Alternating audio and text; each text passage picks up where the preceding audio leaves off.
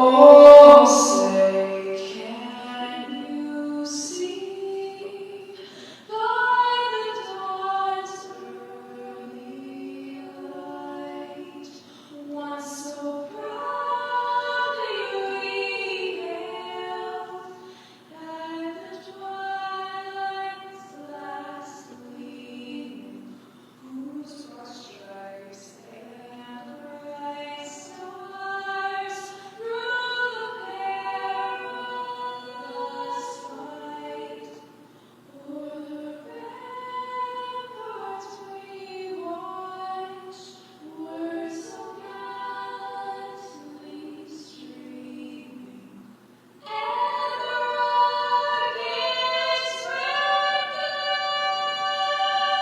the most bursting air, gave proof through the night that our flag was still there. Oh, say does that star-spangled banner yet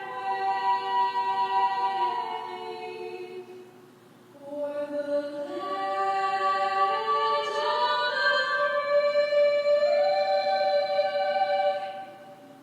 and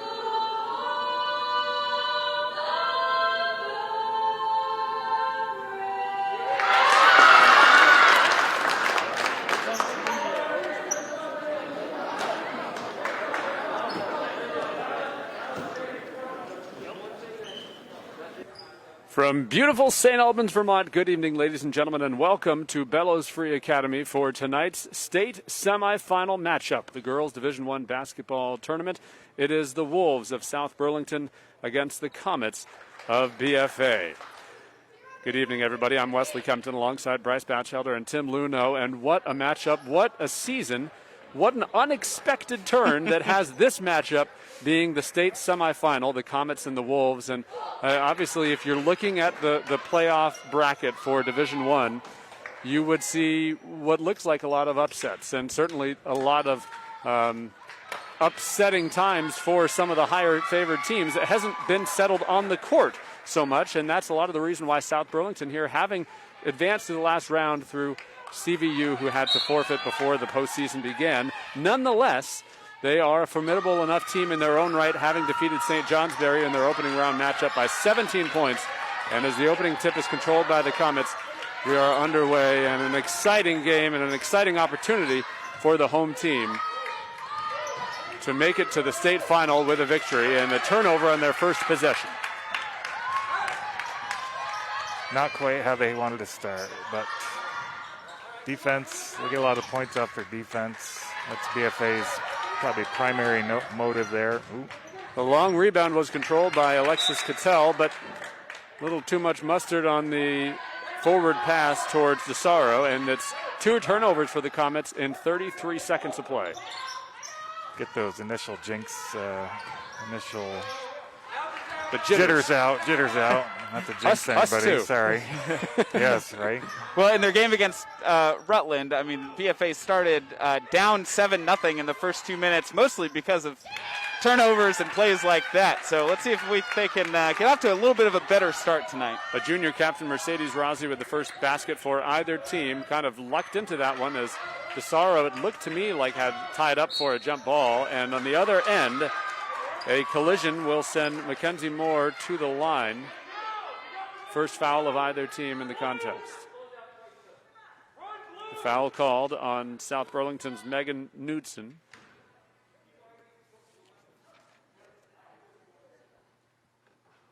Free throw up and in for Moore. I'd like to see him taking it to the basket early rather than settling for outside shots, drawing fouls on some of their key players on South Burlington's side. In and out, and the second free throw falls as well. Yeah, and perhaps an indication of the intensity that we'll see. That was a pretty good collision in the paint. For South Burlington, they are a very young team. In fact, just one senior on the squad. She is their inside player, Megan Knudsen.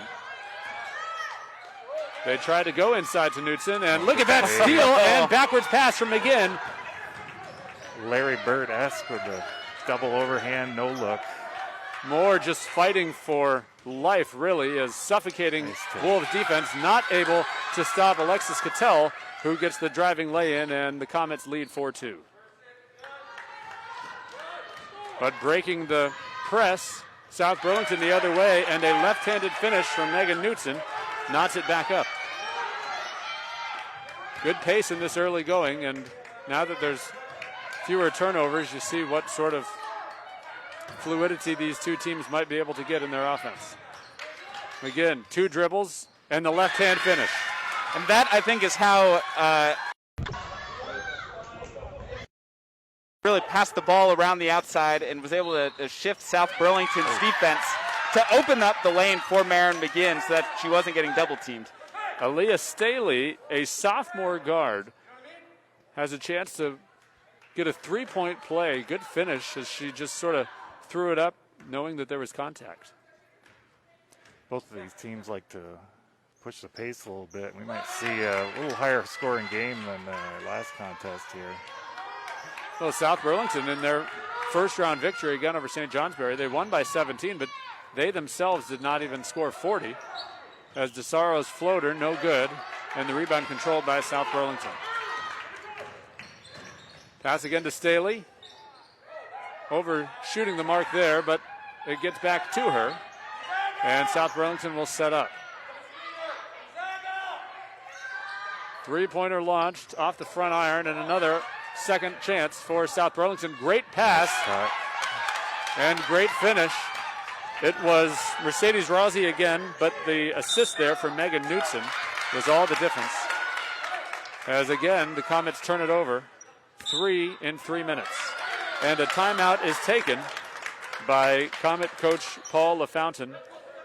And kind of a mixed bag in the early going for BFA. Obviously, they've had some good showing offensively, but already, again, 3 turnovers, and I think the defense not as stalwart as they would like it to be. Yeah, I think South Burlington knows they want to run to basically not give BFA a chance to set up their half-court D and to get out of the press. It's kind of a twofold, kill 2 birds with 1 stone type of decision there by the coaching staff to just try to push the pace, get it up the floor, get a decent look at a basket. Well, I think South Burlington's defense isn't quite letting BFA get the angle that they usually want to get the ball down to Marin McGinn on the post. Whenever BFA sort of tries to swing it to the other side of the court, South Burlington's doing a decent job of stepping into that passing lane up at the top of the key as we get a turnover for South Burlington. But, you know, BFA still a better start than they had the last game, so that's something to build on at least. True enough. A good look for DeSaro, who is able to bounce around and get the rebound. Mackenzie Moore was double-teamed for a second. Miscommunication sends the pass past Iris Burns, excuse me. If BFA Trying can to name a lot of flowers here. if they can rein in some of the turnovers, I think they have a size advantage between Mac, Marin. They should be able to control the boards to some degree. Again with the rebound. Well, there you go, controlling the boards. Already, though, it's worth noting South Burlington has had their share of second chances. Good defense, again, by the sophomore Aaliyah Staley, who has 3 of South Burlington's first 9 points. And they were fortunate that one wasn't on Knutson, as they gave the foul to Mercedes Rossi. Not that that's much better for him, but 2 on Knutson would be huge. I think they're probably purposely going to try to take it to her. clear off some debris from the court.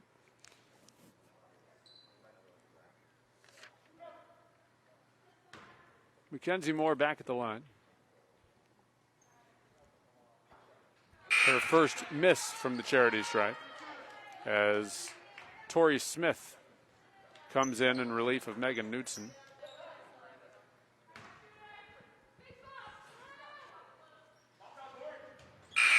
Moore gets the second and gets a chance to catch her breath. More for more on the substitution. Cadence subbing for older sister Mac. Give me more, Tim. Give me more. We're going to be here all night. The Stephen Wright-esque delivery on that one. As South Burlington works it around, a long shot is going to fall. Three-pointer for Miranda Hayes, and South Burlington's got a 5-point lead less than 5 minutes into this first quarter. And South Burlington will shoot the three. They don't live and die by it like some teams do, but they do have some capable three-point shooters. Like in St. Johnsbury, they made a few. Multiple different players will shoot it. Well, in that possession, they just did a really good job of swinging the ball around. Just kept swinging it until they found the open player. Great feed from Iris Burns to Marin McGinn, who just got her second field goal of the contest. But you see the speed of South Burlington getting it the other end. The pass was tipped, and assertiveness for Miranda Hayes, who is able to grab it and draw a foul. She, who just hit a three-pointer, is back at the line shooting two. South Burlington's taking the get a shot in under 5 seconds approach. It's like the 7 seconds or less. Yeah, the D'Antoni, Suns. yeah. Or like the system of Grinnell College almost. Right, yeah. Fewer threes.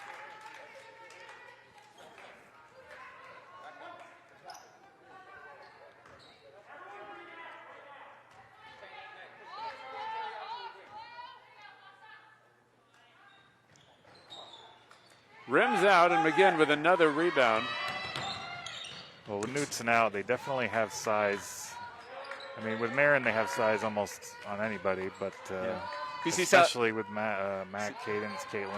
You see South Burlington's going with their 2-3 zone, and they're making sure that there is always a person on Marin McGinn with another help defender ready to pop over as soon as McGinn gets the ball. So that's going to be a tough one for BFA to sort of work through to get Marin McGinn in the position that they want her.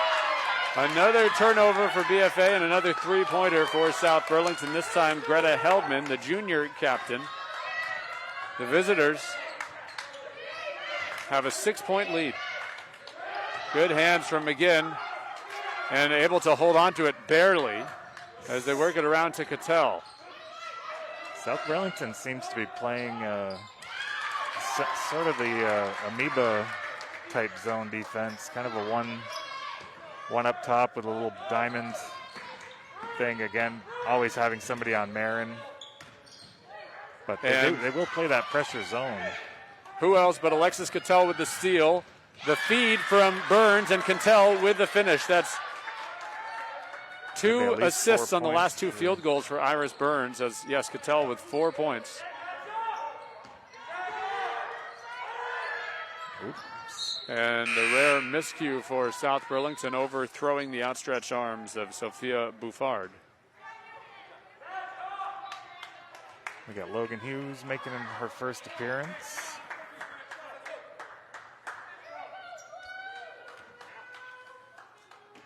These little breaks will be good for Marin, as that's a lot. It's been a lot of running up and down thus far. Cattell over to Hughes. Has some space. More inside to Hughes. 4 defenders around her, and good kick outside to DeSaro, and that's back-to-back baseline jumpers for DeSaro. I mean, I think the way South Burlington is playing this, they're going to leave those mid-range and outside shots open for BFA just because they're so concerned about Marin McGinn. So if DeSaro has the hot hand here, keep getting that ball into McGinn and kick it out to DeSaro. But it certainly changes what BFA can do. And DeSaro, again, her last 2 shots she's hit from nearly the same spot. Mm-hmm. But with 4 points already for DeSaro, 4 points for Cattell, 4 points for McGinn, it definitely makes a matchup issue for any team. Yep. If those 3 players are getting hot. Bethany Sanders coming in to give Marin a quick break. And that baseline jumper should be open against most zones. That's one of the spots you kind of have to give up a little bit. Cattell just able to get through 2 defenders, maybe escaped a travel, and DeSaro is going to be called for the reach. No, excuse me. They gave the foul to Cadence Moore.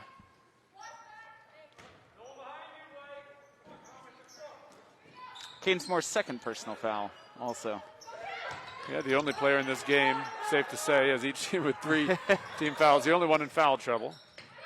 But she stays out in the court as with 30 seconds to go, DeSaro gets a steal and she's got room. DeSaro gives BFA a 2-point lead as the clock keeps ticking at the end of this first quarter. That was just great anticipation from DeSaro. Saw that pass coming the whole way. 10 to play in the first quarter, almost giving it up. Greta Heldman. 5 seconds, they get it back to Heldman. I don't know if she's aware of the clock. She doesn't seem to be. And sort of chuckling to her teammates as she looks back to the bench there. They will keep the clock as it shows at 0.3 seconds. So effectively, we are done with the first quarter. DeSaro not even going to try one for fun, but she had some fun in that first quarter. DeSaro leading the way with 6 points, and they needed every one of them. 17-15, an amazing pace for this first quarter. This is pretty much the opposite of their last game against Rutland, which was just, I mean, pretty sloppy in the first few minutes, but ended up just being a very defensive game. And here, I mean, just kind of scoring all around in all different ways. We've seen the three, we've seen mid-range baseline jumpers, we've seen folks getting down low, hitting free throws. I mean, just kind of everywhere here. So a couple of questions that come to mind. One is, if the game stays at this pace, who does it favor?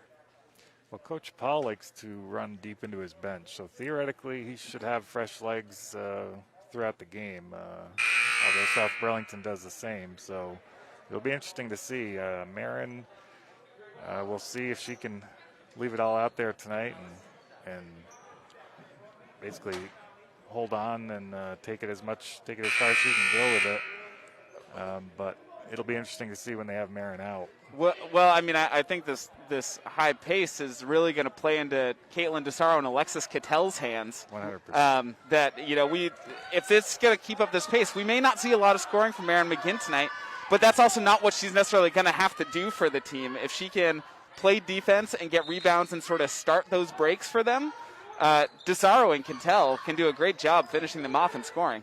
That first outlet pass is definitely crucial in getting those fast break buckets, and Marin definitely has the IQ to make those happen. Well, they're making DeSaro work at the top of the zone, and it works in favor of the Wolves as a three-pointer for Mercedes Rossi, who's got 7 points now. They do not want to leave her open like that, or especially having hit a couple already. You don't want to let that continue to mount. And Miranda Hayes, number 11 for South Burlington, has checked in. She also an outside threat. From the corner, Moore goes inside, and just inside the line, the jumper no good for Sanders. Be interesting to see if either team tries to slow it down purposely. Well, so that was going to be the other question. As another three-pointer launched, and great hands from McGinn, and great footwork to not travel. So the other question is, will these two teams try to keep up the pace from the first quarter? That's a great question, Wes.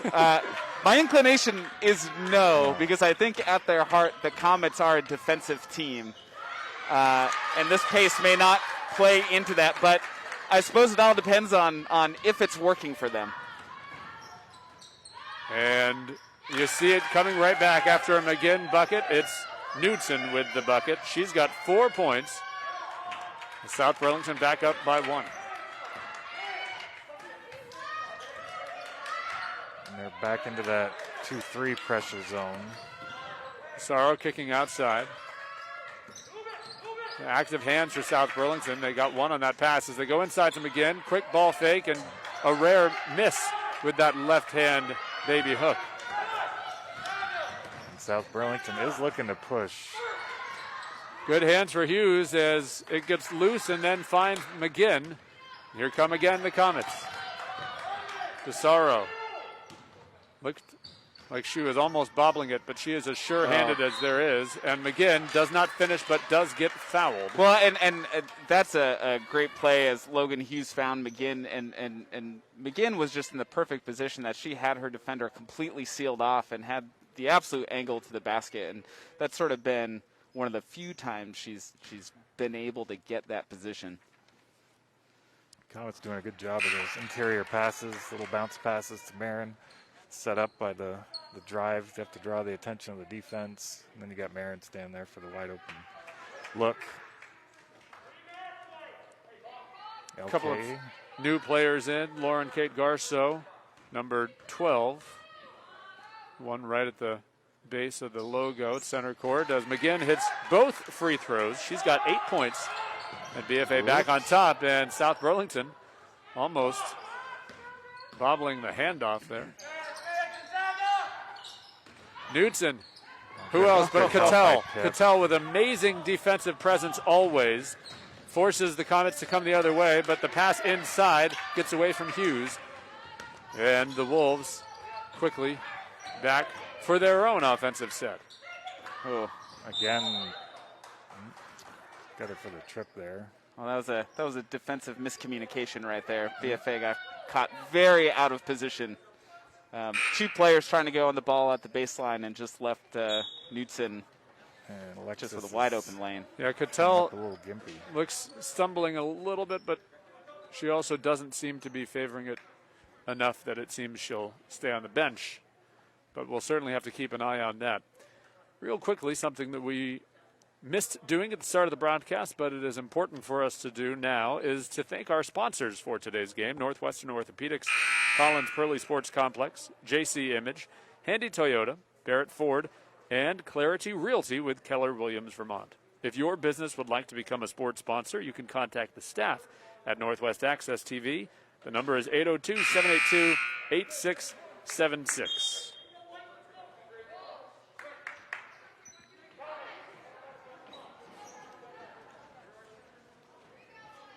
Out of the timeout, South Burlington has possession.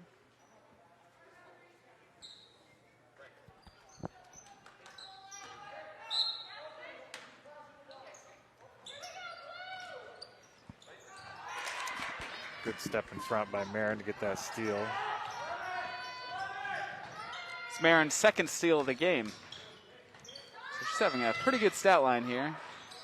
Cattell off the front iron from a three-point attempt. The Comets haven't taken many deep shots. South Burlington, on the other hand, not afraid to take them at all.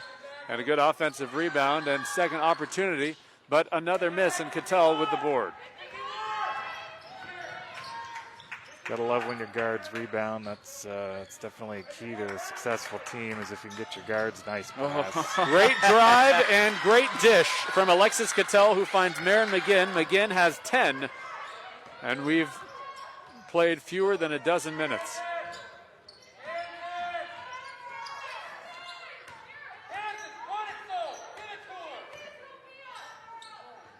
Tiptoeing the line and amazing balance to keep it in from Aaliyah Staley. But South Burlington on the other side gets a look at a layup, but the outstretched arms of McGinn deterred that threat. And here come the Comets, up by 3.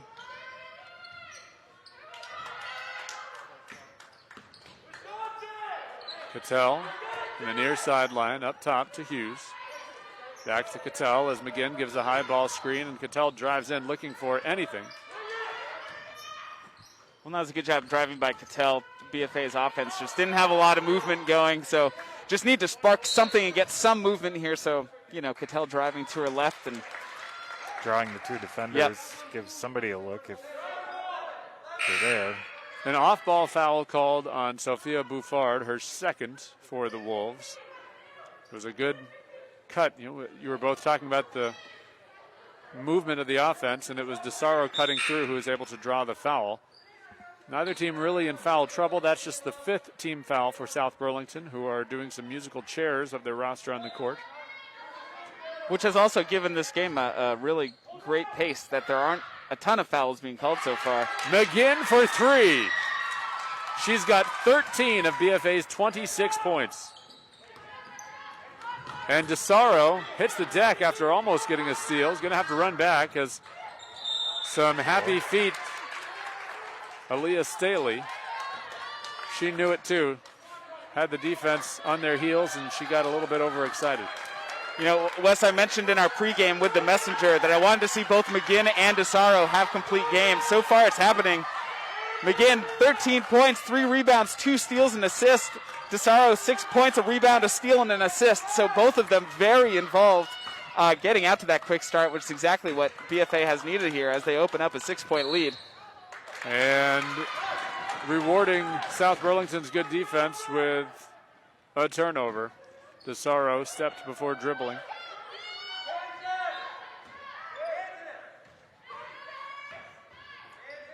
I think you see the senior needing to get it done here out of both Marin and Kaylin tonight. It's great to see. But also the other seniors, obviously Mac, Bethany Iris, but you're definitely getting the 100% effort that you need to in a do-or-die game. Well, and knowing that CVU is out of the tournament, this is the absolute best shot that they've had to try to win a state championship. For sure. They're the highest seed left, and I don't know if they've ever been in that position. I don't think so. Been a while at least. As McGinn, another rebound. Lucked out of a turnover. So McGinn already with 13 points and how many boards along? Four rebounds, 2 steals, and an assist. Yeah, that's she is dominating a so far. solid day at the office. Absolutely. We're not even at halftime. Sorrow skip pass and a long bomb, no good for Moore. Traveling called on DeSaro. I'm actually surprised they didn't call that foul on South Burlington, kind of reaching over, but And maybe DeSaro had lost her balance before. You could see Before it happened. the official said something to DeSaro after as a point of clarification, it seems. And I suppose she now knows exactly what she did. And we don't need to know. Staley, good move to get past the defender and get the shot off, but South Burlington in a bit of a drought, having a hard time finding the bottom of the net. Right now, BFA outscoring the opponents mightily in the second quarter as DeSaro's jumper off the top of the glass. And a reach foul going to be called on DeSaro. 9-5 BFA is outscoring the opponents in this quarter. And South Burlington, perhaps seeking a spark, brings in 2 new players. I should say 2 fresh players there. I feel like this is their 3-point lineup here. Both 3 and Rodzi, I think they're all their shooters. See if they actually go to that. Just inside the 3-point line, a jumper no good for Greta Heldman. And the scramble for it will favor the Comets. And for South Burlington, head coach Ryan Navin calling for his players to bring in a press. BFA handles it with ease.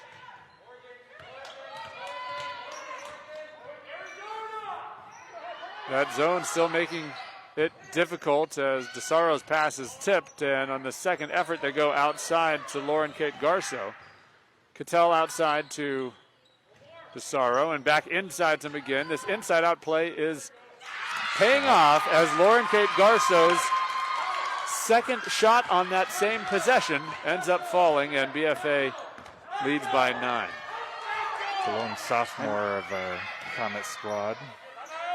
And that was all as a result of Alexis Cattell's offensive rebound. Smallest girl on the floor, out hustling and outworking everybody on that possession to keep the ball for the Comets. But, really good shot for Lauren Kate Garso. She had missed that first one and didn't hesitate at all to throw that next one up from even further back. Yeah, from where I was sitting, I thought that it was inside the line, but that was a 3-pointer for her. And that's just the second 3 for the Comets in this game alongside Marin McGinn. And Tim, you talked about this lineup that's in for South Burlington. You think sort of the 3-point lineup. Obviously, Rozzi's hit 1, and Heldman is out there who has hit 1, and Knutson, who's got 4 points already. So they've got 50 seconds to go. I don't foresee them doing a stall, but what sort of play would you project they'd draw up here out of the break? I think they like to get their 3-point looks because they know that inside they don't really have they don't have any great situational offense against Marin, against Mac. So their outside shot and their quick transition buckets have kind of been their go-to. So I see them looking to draw up another 3. A little Comet history, LK who just hit that 3, her mom was on one of the last Comet championship teams back in the 93, 92-ish era. Well, if she hits enough of those tonight, then she might have the chance to be a part of the next championship. Not get ahead of ourselves here. 40 seconds remaining in this first half as BFA has a strong lead, 29-20 on top of the Wolves of South Burlington. The Wolves searching for anything. They get a jumper and a good tip. Sends it back to Cattell to DeSaro. DeSaro wisely looking up at the clock, realizing that there's no need to rush it. And so they're going to work through for one final shot. Inside to McGinn. A bit of a mismatch. It went off of a foot. The hustle play by What a play! Cattell picked up the loose ball, falling out of bounds, threw it to McGinn, who gets the finish, and that's how the first half will end. That was incredible. I hope somebody get a good picture of that. That was unbelievable. 15 first half points for Marin McGinn, and BFA goes on a 14-5 explosion in the second quarter, and they lead South Burlington by a score of 31-20 at the break. Well, it's interesting, you know, the sort of feel that you have at the end of the different breaks. And at the end of the first quarter, it seemed like we were just catching our breath. Here at halftime now, especially after the sequence of events, those last few possessions, this feels like an entirely different game that you have to feel like BFA, not just momentum, but reason for confidence at this point. I think they like the way the game's playing out. They hit a few threes early, but BFA is able to pressure those threes a little bit better, and the South Burlington can't really get those type of shots in transition, and I think BFA is starting to like their chances running with them too, because they like to run just as much as anybody. So they're finding out that Caitlin and Pip, and that's their A game. So South Burlington might have to go back to the drawing board and figure out something else, see if they come up with something different in the second half. Well, it's something different perhaps might be necessary. As you mentioned, they don't really have a good inside presence against McGinn. And Bryce, as you alluded at the start of that quarter, if Cattell and DeSaro are able to keep up their defensive intensity, it will make anything difficult on the outside. And so it certainly then will be the test for the Wolves as they prepare for the second half. But likewise for BFA, as you know, they're in the locker room feeling pretty good about themselves right now. You're Coach Paul LaFountain. What are you telling your team? How are you preparing for the second half? I mean, I'd say don't let up. Right? I mean, they're getting lots of great opportunities in transition, and even, even though their half-court offense struggled a little bit the first couple minutes, I think probably just playoff jitters and both teams, committing their fair share of turnovers. But even their half-court offense really settled down once they sort of figured out South Burlington's zone. And so what I'm sort of going to be curious about is if South Burlington ends up coming out with a different defensive look and tries to go man-to-man a little bit.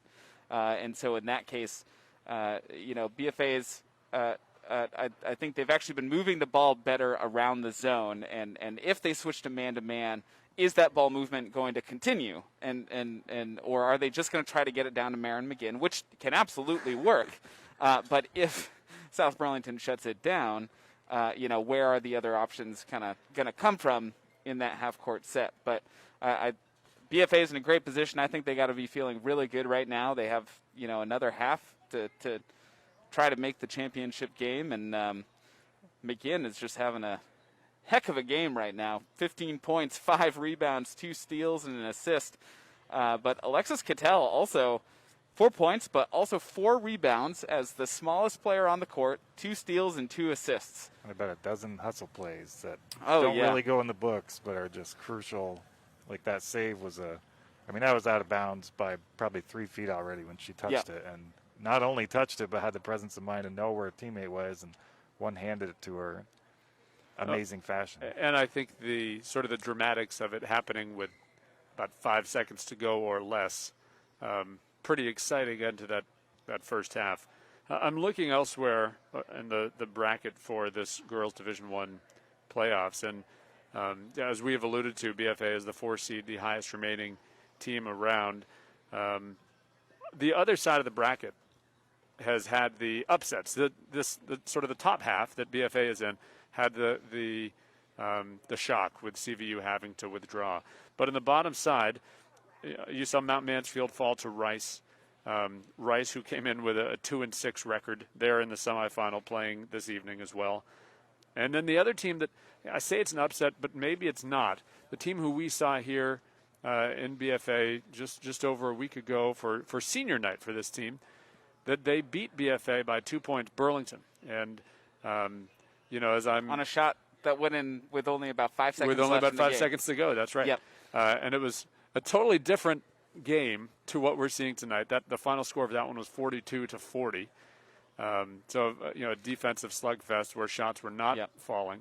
But anyhow, just thinking of the playoff picture, if you will,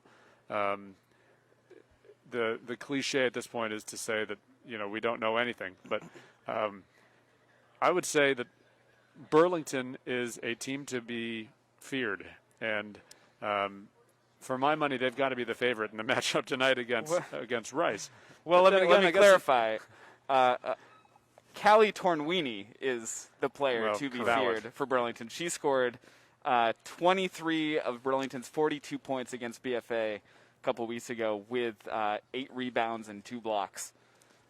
We were discussing our hypothetical defensive scenarios against a Burlington matchup, a prospective potential Burlington matchup, and Bryce was talking about a box and one. One of my first teams I ever coached in 5th and 6th grade. We ran a triangle and 2 as our base defense. Not a bad idea. Whoever their best player was, they weren't going to score, and we got a ton of steals. But anyway, triangle and 2, box and 1 against Town Weenie. That might be the way to go if you're trying to make somebody else beat you, because that's their game. I mean, Burlington can score for sure. Their defense, they let in a few buckets too. So if you can take that away, I like BFA's chances in terms of having multiple options. If it's not Marin, it can be Caitlin. If it's not Caitlin, it can be Pip. It can be any one of them can shoot. I think that'll be an interesting matchup if that is how it ends up. Yeah, we don't want to get too far ahead of ourselves here. We still have another half to go. BFA, up by 11, which is a decent sized lead in high school basketball, but also certainly not an insurmountable lead. And if Tim, you had mentioned that at one point South Burlington sort of put out a 3-point shooting lineup, and if South Burlington can move the ball around, BFA have very good perimeter on-ball defenders in Cattell and DeSaro, and they do a good job of anticipating passing lanes. But I think when teams start to really move the ball around quickly and start to shift BFA's defense, their defense can get out of position and leave three-point shooters open. And so that, if South Burlington starts to get some of those open looks and gets a few three-pointers to drop, I mean, this can turn into a different game. It can turn around in a hurry, especially some of those shooters can get hot, and it's impossible to guard the entire three-point line. That's part of why so many teams are utilizing that, the analytics of the 3-ball or the inside, and they don't really have the inside game. So utilize that 3, try to get second chance points, and try to score in transition. That seems to be their game plan so far. Well, with just a couple minutes left here in halftime, I will give everybody just some scoring leaders for the whole game. Marin McGinn, I mean, we have mentioned, leads all players in the game with 15 points. Also has 5 rebounds, 2 steals, and an assist. Caitlin DeSaro also with 6 points. Alexis Gattell, 4 points, 4 rebounds, 2 assists, and 2 steals.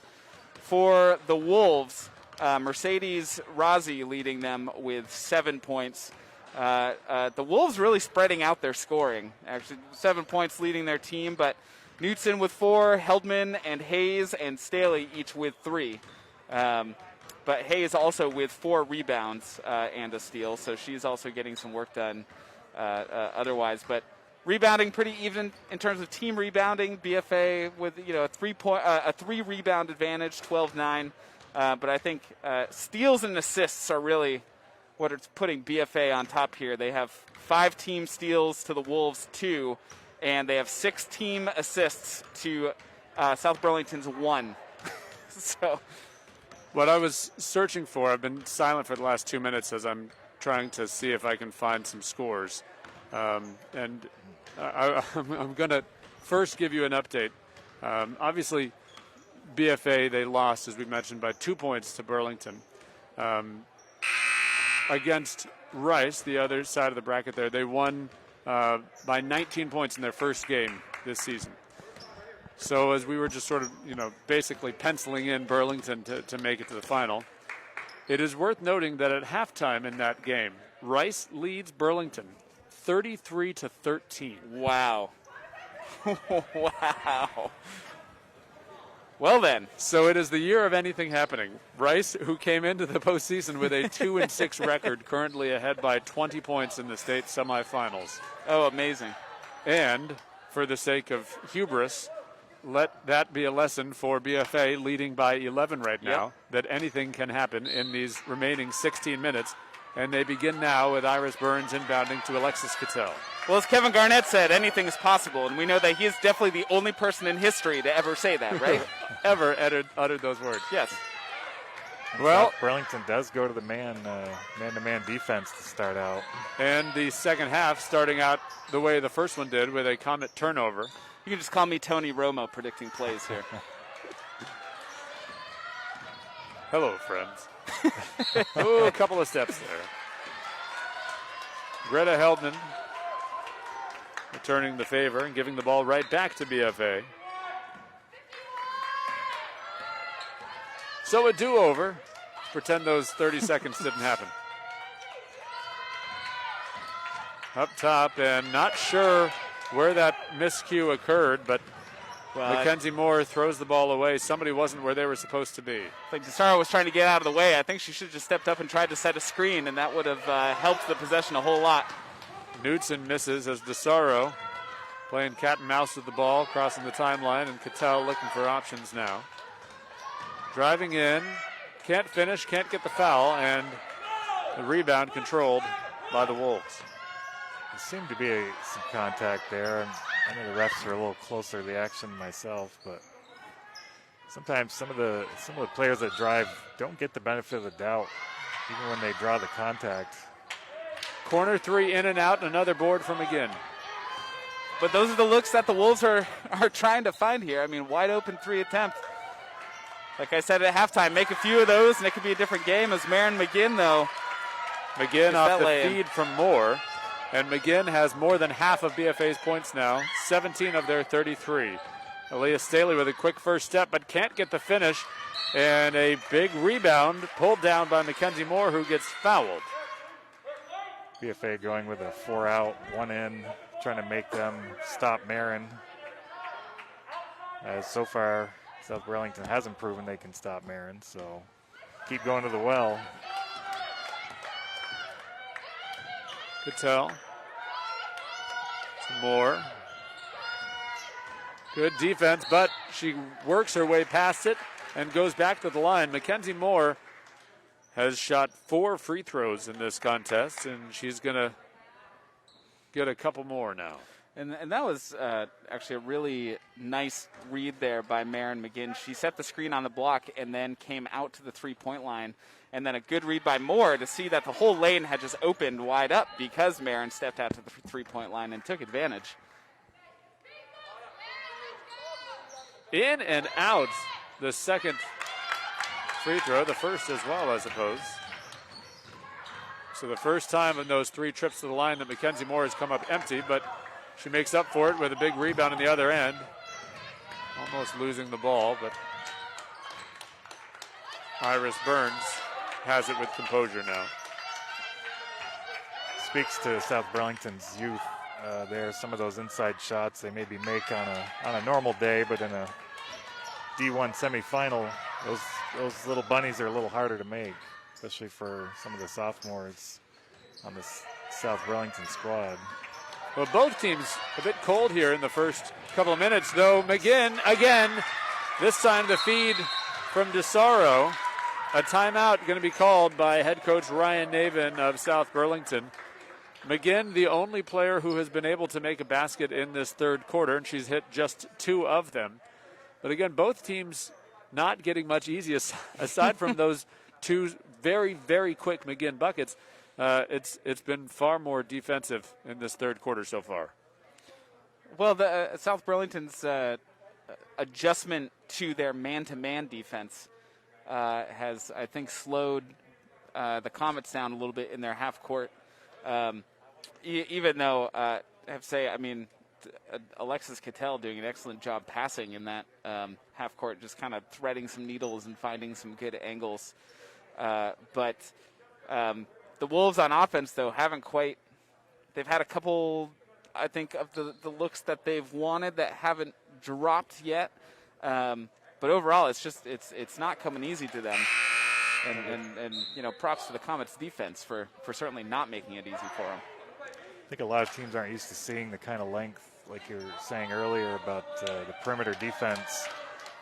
Mackenzie Moore, Caitlin DeSaro, there's a lot of length there. Yeah. Compared to what they're probably used to seeing out of most guards. Knutson still had sort of a nice step across the lane, little fadeaway jumper that could sort of give herself a little bit of space from Marin. So that might be a play that they want to try again. Well, they're doing themselves favors by getting offensive rebounds. It's something they have been doing throughout this contest. That time it was Greta Heldman who was quick to put it back, quick to draw the foul. The second foul on Mackenzie Moore, and the first free throw for Heldman off the front of the iron.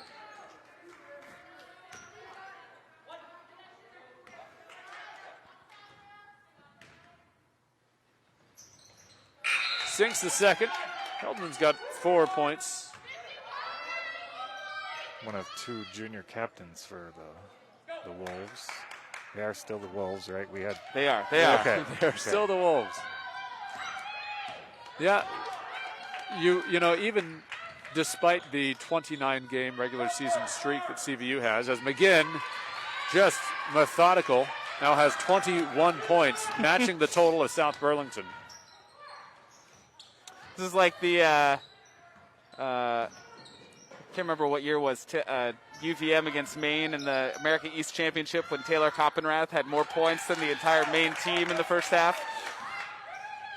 Sophia Buffard gets her first field goal. A 3-pointer. Skip pass to Burns.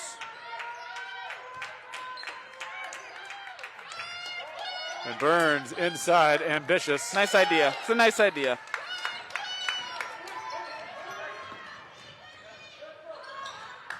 But on the other side, the recipient wasn't quite ready for it. To finish the point about this young Wolves team, obviously CVU is, they are cream of the crop. 29 consecutive regular season victories. And that's a program that is not going anywhere. However, as bouncing around, Burns not quite able to get the finish. There could be some ripples from this season. The confidence that a team like South Burlington getting to the semifinals with a young roster is going to be able to bring to the table next year. The confidence of a very young Burlington team to have knocked off Essex. We'll see what happens with Rice. But there are some things that will benefit some programs for the peculiarities of this season. Yeah, it's unfortunate the last 2 seasons CVU hasn't been able to finish due to both due to COVID, and that kind of playoff experience you can't replicate in practice. It's just not something you can, that kind of atmosphere with the pressure that's on the line, and not getting the chance to play semifinal games both 2 years in a row might, like as you said, might have reverberations down the road. A 3-pointer nailed by Mackenzie Moore. then you also have to wonder for CVU not being able to compete in the championship for the last 2 years, if they're sort of going to have a proverbial bone to pick and sort of want to prove themselves that they are still on top next season. Oh, I'm sure they'll still be as good as they always are. There's no chance Coach Otley is gonna. Yeah, they're always a well-coached team. I mean, the whole program up and down is kind of the gold standard in Division I. Haven't gone to 10 straight state championships, something of that sort. Trying to hear what was called by the official. It was Aaliyah Staley, number 13 for South Burlington, picking up her second foul as she tried to grab onto the cutter. Burns tries to go inside to DeSaro. 3 players trying to stake claims to the ball. Caitlin was able to hang on against 2 South Burlington players. Show of strength there. Iris had an open baseline jumper if she'd wanted it. The lead is 14 points as Staley trying to go through 2 defenders, one of them being called for the foul. It was Mackenzie Moore, her 3rd foul. And I think that's why she's going to go get a chance to catch her breath, have a sip of water. Give you the foul situation here. Mackenzie Moore, like we mentioned, with 3. Cadence Moore with 2 for Burlington. Heldman with 2, and Staley and Buffard also with 2. 3-pointer launched. DeSaro with another rebound. DeSaro almost turning it over as one of the cardboard spectators took one straight to the forehead. Yeah, this is where they don't need to rush it up the court when they've got a 14-point lead. That's when you can kind of go ahead and get a 5-pass possession ending with a 3, something like what they did before with Mac. Or go inside, and a great feed to Cattell, who just couldn't finish with the left hand. And good one-step and turn for Megan Knutson, who had been pretty quiet since that first quarter, but she's got 6 points now. And Burns perhaps getting bailed out with a foul call there. That was a generous. You could hear the collective groan from the South Burlington bench. Yeah, I actually thought they were going to call a travel for. Me too. Slow the breakdown too. Good He's fine. out of bounds play as McGinn gets another one. And she now has 23 points.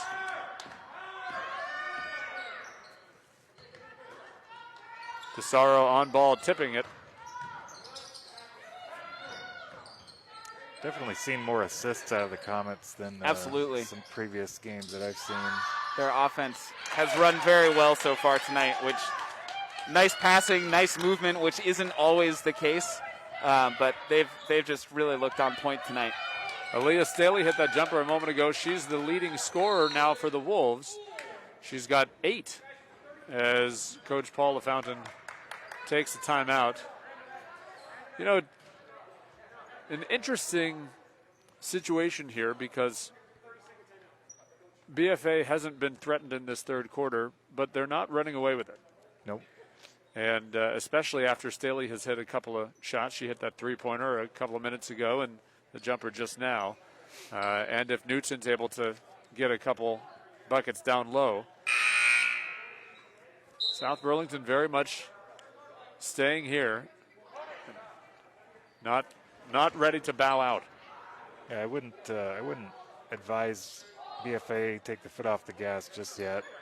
But there is something to be said to take a little more methodical approach, especially when you've got Marin, where you can just eventually try to get it to her. And if they're not pressuring the ball, take as much time as you can. There's no shot clock here in Vermont.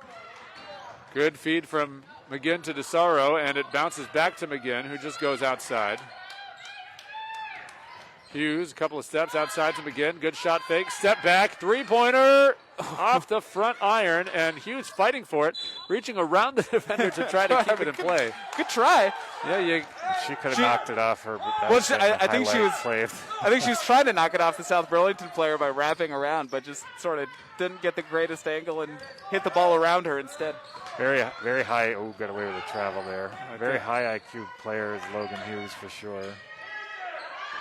corner three, no good, as Cattell gets the rebound and works her way out of a cluster of defenders. Coming the other side, she gets the finish, and she gets the foul call in her favor. Cattell has a chance for the three-point play, as dejected Miranda Hayes was on the court, thought she was set up for the charge. To be honest, to me it looked like she might have been. Well, yeah, I mean, that's one of those, I think, tricky angles for the ref to make that decision, because it wasn't just a straight-on collision. Like, Cattell sort of tried to go around her a little bit, so that's one of those plays that just puts the ref in such a difficult position to decide what they're going to end up calling. Well, it worked out for the Comets and for Alexis Cattell, who got the three-point play. She's got 7 points. And a tie-up.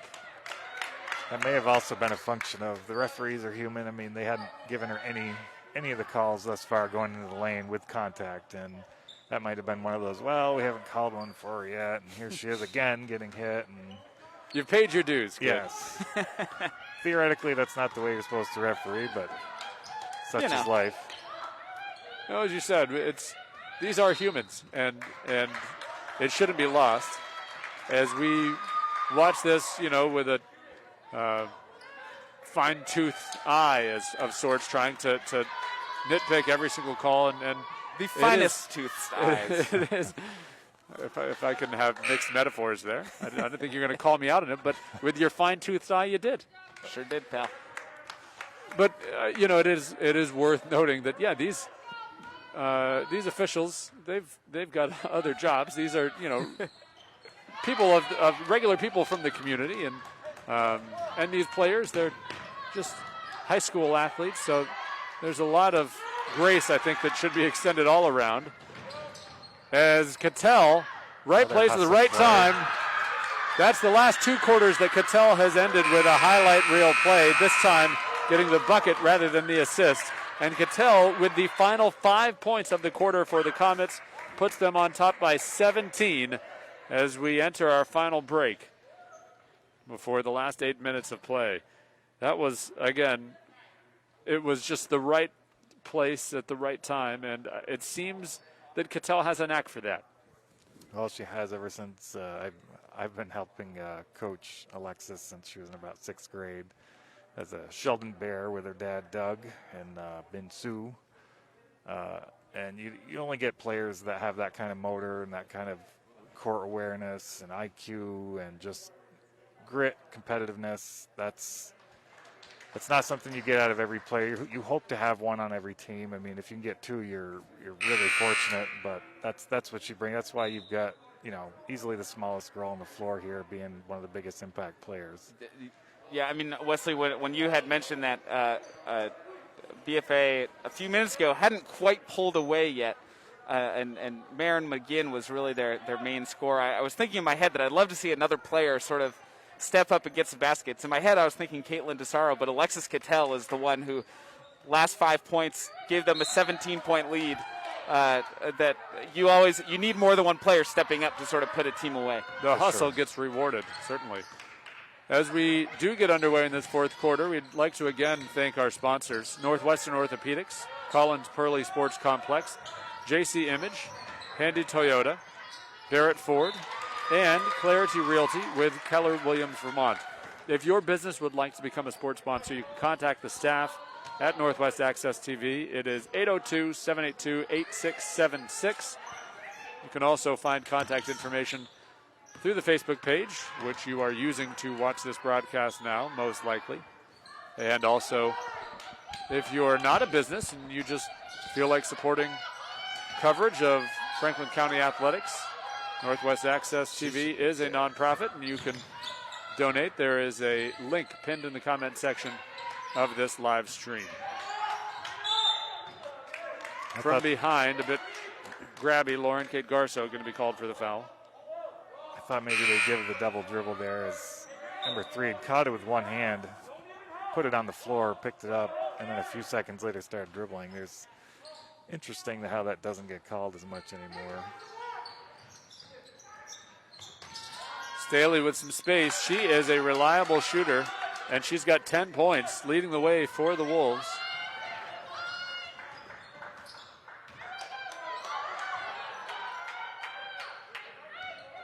Looking to spread it out a little more. The Comets kind of make South Burlington either take a chance and create even more space down low for Marin. And BFA in the bonus now, as Alexis Cattell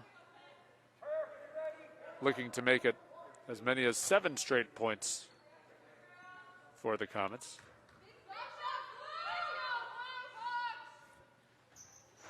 Off the front iron, and McGinn again, but has it stripped away and getting a little bit tangled. Cadence Moore is going to be called for the foul. And we also know that Alexis's ankle is not 100%, and she's still flying all over the court as if there's nothing wrong. But we know deep down there's definitely not 100% there. But as I said, you're not going to get a grittier, more competitive player than Pip. McGinn getting called for the foul there. You could see it. She knew it. Can't really put your arm down like that. As tempting as it must be sometimes to have that sort of height advantage.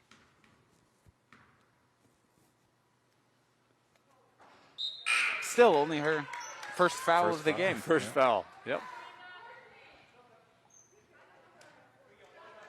Cattell getting a well-deserved break on the BFA sideline.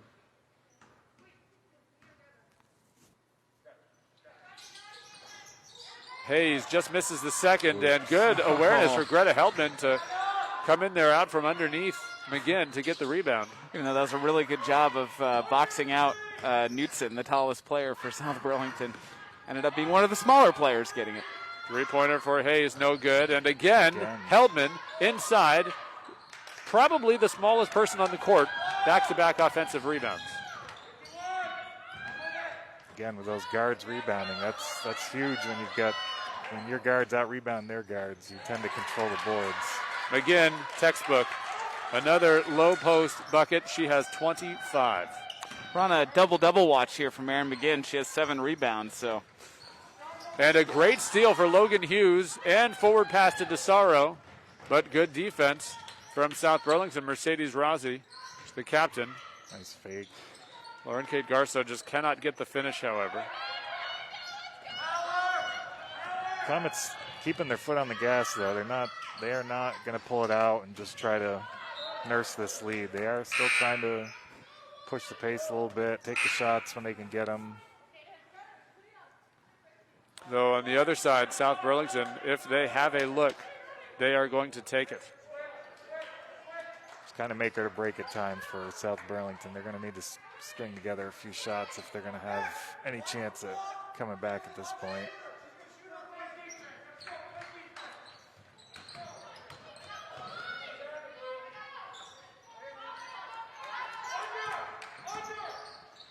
Three-pointer, no good. And the rebound controlled by the Comets. Mackenzie Moore pulling down another one.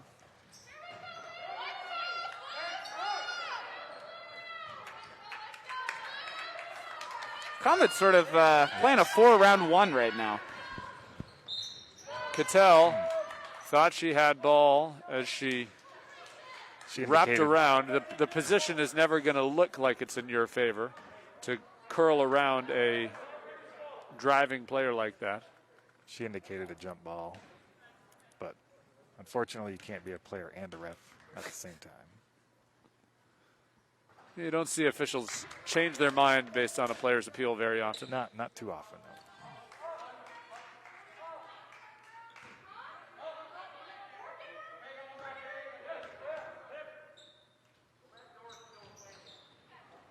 And again, South Burlington struggles at the line.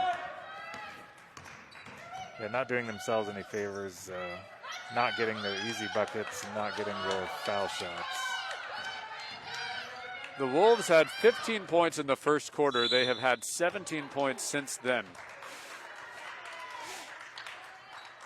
And Mackenzie Moore is going to go back to the line. Her 4th trip. She has led the way drawing fouls.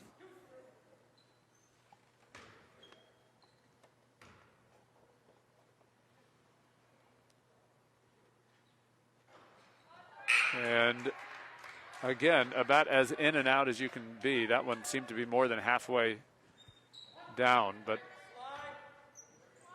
unlucky as Burns checks back into the contest, and Moore able to hit that one. She's got 7 points. BFA's gone with continuous pressure from Caitlin as she can steal it by herself. And DeSaro finishes with the left hand. She didn't look like she had to work too hard for that one. Just kind of stuck her hand out and was able to poke that one away. The Wolves down by 20 now with under 5 minutes. Will need to start hitting those shots for their season to miraculously continue at this point. As you said earlier in the broadcast, that perimeter defense, the on-ball defense, just superior for BFA, and a lot of guards, especially these younger guards, are just not used to somebody that long being that quick and that capable. And you're seeing the results of it. Newton kicks out to Staley. Staley, who has had the hot hand, cannot get the finish. Good pass. Awareness from Cattell to find McGinn. It says something about the chemistry of these players to just, they know when McGinn's got her defender sealed. Well, and that wasn't even the easiest shot there for Marin. She was sort of under the hoop. Still able to curl that one around. A block for Mackenzie Moore as DeSaro tries to get it over to McGinn, and hitting the deck is Knutson, who keeps it for the Wolves. Under 4 to play. Staley almost throws it away as Mercedes Rousey drives in just inside the free throw line. She'll pull up and get one to fall.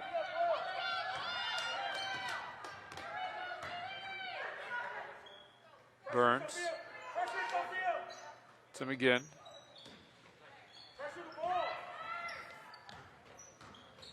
Cattell with a quick first step, but cannot get the finish. DeSaro will hit the deck. It was a jump ball, the whistle there. That could have gone 3 ways. Well, the fact that she went down with it right away, I kind of thought that it was going to be called a travel before the contact, but that it went a jump ball. That was my least expected outcome. Cattell again with a rough break as she hits the back iron. Staley has it poked away. Well, I mean, the last possession, South Burlington's coach asking his player to step out and pressure the ball in Alexis Cattell's hands, and she is so fast that she just immediately blew by her and then wove her way through 2 other South Burlington defenders. Miranda Hayes with her second three-pointer. Also with 7 rebounds tonight. 6 three-pointers in the contest for South Burlington. DeSaro inside, quick one step, and a finish for her. I think she's at double digits. She is. 10 points, also with 5 rebounds, 2 steals, 2 assists, and a block. And McGinn, I think, had a hand on that shot. That was McGinn's 9th rebound, too. Driving in, and I don't think Mackenzie Moore quite had the position to prop that one up as she hoped.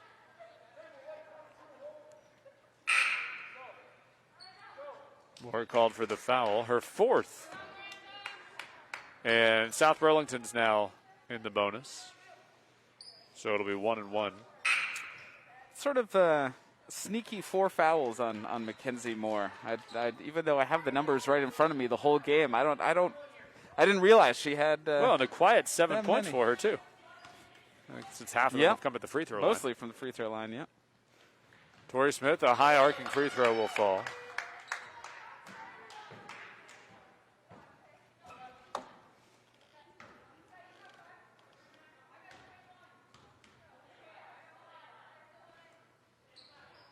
Smith misses the second.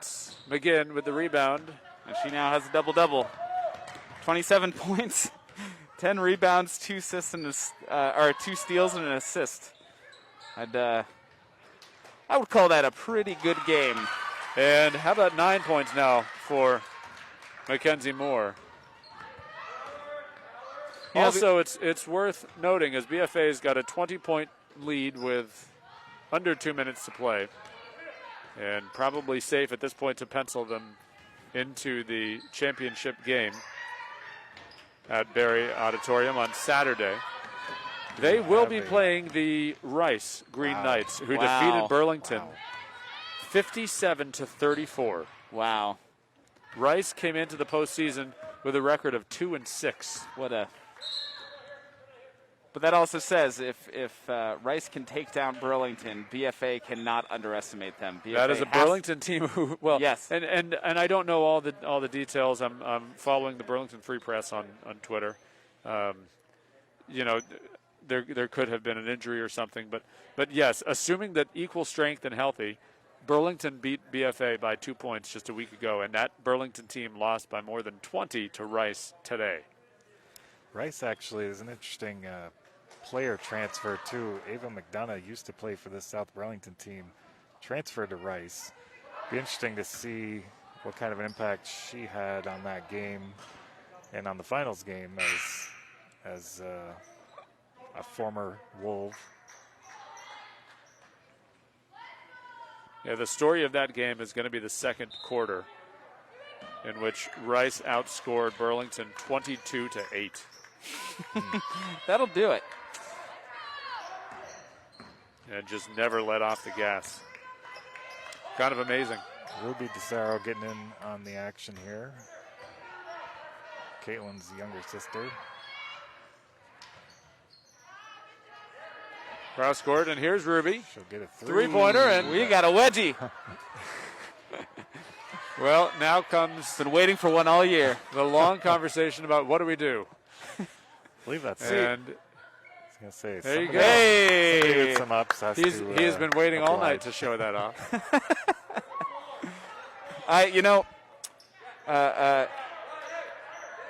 One of my favorite basketball podcasts, No Dunks, tracks wedgies in the NBA all year. And one of the biggest complaints is that they can all just jump up and get it out. So they never let the wedgie breathe. But I appreciate it in high school basketball because so few can get it up there that we really let the wedgie breathe. And I appreciate that about high school basketball. Thank you for that tangent, Bryce. I think we're all better for it. You sure are. Quality family broadcasting at Northwest Access TV. Ruby in the post. And draws a foul. She's going to shoot two. And you can hear the support she's got from her teammates. The lone freshman on the Comets this year.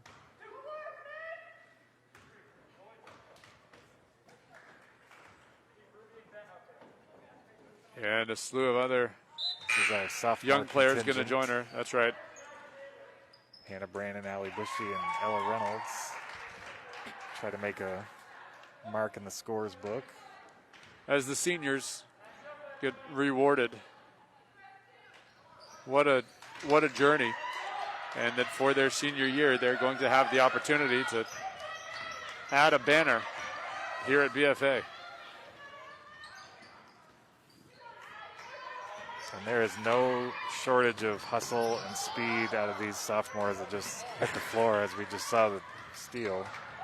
And DeSaro is going to launch one off the glass. And another offensive rebound. Yeah, you can tell that they've been at the bench just waiting as DeSaro, who has been given the green light, but perhaps can't reach the gas pedal. Well, I think the good news here for South Burlington is that they are a very young team with only one senior and 6 sophomores. So they'll return with some experience. Rebound at the end to Allie Bushy, seals it. 21-point victory for BFA in the state semifinals. They will go to Barry Auditorium and face Rice for a chance to win the girls' Division I state championship. Well, and as the two teams wave at one another and congratulate a good season for South Burlington to have made it to the state semifinal. The storyline has to turn to BFA, who convincingly come out with a win here and have to feel pretty good, though a big unknown in Rice on Saturday. Well, after that first quarter, I thought the game was going to be a lot closer than it ended up being. But the BFA with an 11-point lead going into halftime, and then really the last couple minutes from Alexis Cattell that really pushed BFA into a position to really have all the control in the world here in the fourth quarter and those last couple minutes of the third quarter. We haven't talked about player of the game, but I think it's fairly obvious. Well, right, I was just looking back. We do have the Showtime player of the game shirt to give out. It is obvious. Before we get to it, though, I want to give a shout-out to Megan Knutson, the lone senior for South Burlington. For any player at any division, there is that heartbreak when the season ends, and it just tears at your insides to see that. And she had a good showing in a tough matchup, but half dozen points for her. But it was the tough matchup that I think is our Showtime player of the game. Absolutely. Marin McGinn with 27 points, 10 rebounds, 2 steals, and an assist, pulling a timely double-double for her team in the state semifinals. Well, we will give her, I don't think that's her first Showtime Player of the Game shirt this year either, but nonetheless, we'll let her we'll let her add to the collection. But the final score again, 59-38, BFA on top. Any final thoughts from either of you guys before we sign off and our final broadcast of Comet basketball this year? We'll see him in the Barry Auditorium, I believe. Division I championship, I believe, is played there, and we get to see it. Just as a programming note, this is the final game that we are able to live stream because of contractual obligations with the VPA and NFHS. We will be able to record the game, but we will not be able to stream it live. We will have it on our channel later on. And for a final time, we want to thank our sponsors for this game: Northwestern Orthopedics, Collins Pearly Sports Complex, JC Image, Handy Toyota, Barrett Ford, and Clarity Realty with Keller Williams, Vermont. Your business could become a sponsor as well by calling Northwest Access TV at 782-8676. That does it for us here from St. Albans. The final score for the final time: BFA 59, South Burlington 38 for videographer Megan Buckley. Tim Luno, Bryce Bouchfelder, I'm Wesley Kempton. Thank you so much for joining us, and we'll watch out for the Comets on Saturday as they will be playing in the state championship game against Rice. Have a good evening, everybody.